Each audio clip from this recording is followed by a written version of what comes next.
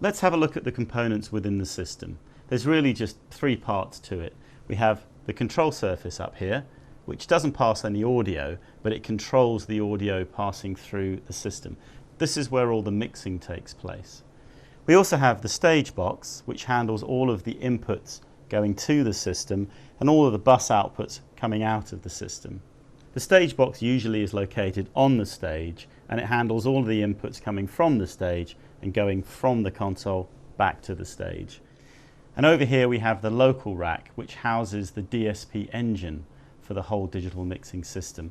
On the back of the local rack, which we'll see a little later, you also have some local patching points for inputs and outputs.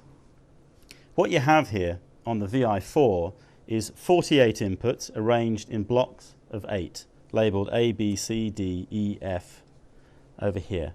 On the VI6, it's exactly the same, except you have an additional 16 inputs, giving you 64 inputs in total. On the VI4 system, you have 24 output buses. Now these are for your AUXes and group outputs and matrix outputs. And again, on the VI6, you have an extra 8 outputs, giving you 32 buses. A very good point to mention here is that every single bus on the system, whether it's a VI4 or a VI6, every single output has a physical connector. The stage box is connected from the stage to the back of the local rack using these two connectors here.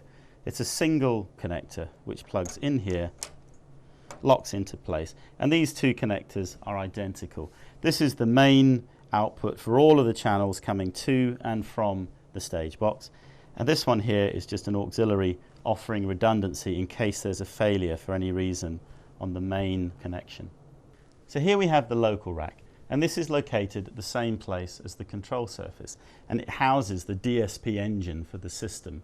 And this DSP engine is based on Studer S-Core technology, which is a 40-bit floating point architecture.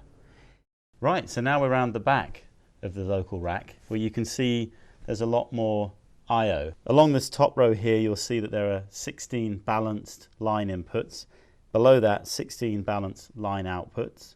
Now, these are very useful for creating analog insert points, which you can then insert into any of the channels on the control surface. And later on in the DVD, you'll see how we use those. There are also 16 AES EBU inputs and outputs for connecting digital devices. Down in the bottom left-hand corner here, we see that there's the monitor A left, right and center outputs, and monitor B left and right outputs. And this is very useful if the console is going to be used in a monitor application for driving a pair of wedge speakers or for simple near-field left-right monitoring. There are also some microphone inputs here for locally patching in microphones. Over here we see the cables that come from the stage box. You have two of these, as I explained earlier. One is for redundancy. Next to this we see this cable here, which handles all the control data that comes from the control surface. And as part of this umbilical cord here, we also get talkback and headphones, which connect into the local rack at the bottom here. We can see here that the control surface has two power supplies offering redundancy, and this is the same for the stage box and for the local rack. So now let's get back round the front of the console and get on with mixing.